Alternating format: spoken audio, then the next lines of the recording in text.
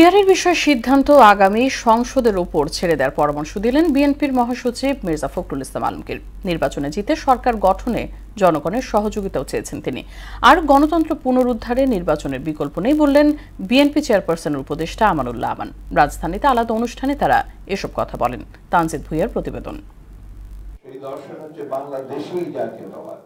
গুলশান চেয়ারপারসনের কার্যালয়ে খ্রিস্টান প্রতিনিধি দলের সঙ্গে মতবিনিময় করেন বিএনপি মহাসচিব মির্জা ফখরুল ইসলাম আলমগীর। এ সময় তিনি বলেন, সরকার গঠন করলে খ্রিস্টানদের সমস্যা সমাধানে কাজ করবে বিএনপি।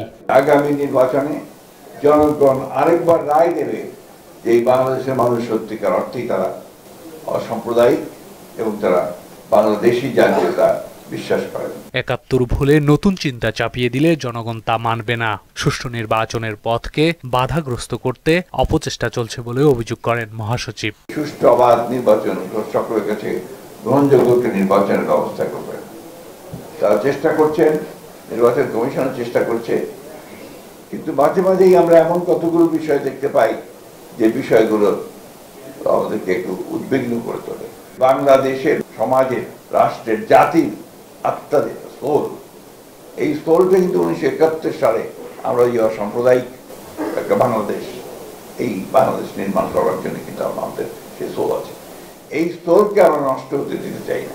অনেক দেশে পিআর পদ্ধতি থাকলেও পিআর পদ্ধতি সম্পর্কে আমাদের দেশের মানুষের ধারণা নেই উল্লেখ করে মির্জা ফখরুল বলেন, পিআরের বিষয়টি আগামী সংসদের উপর ছেড়ে দেওয়া উচিত।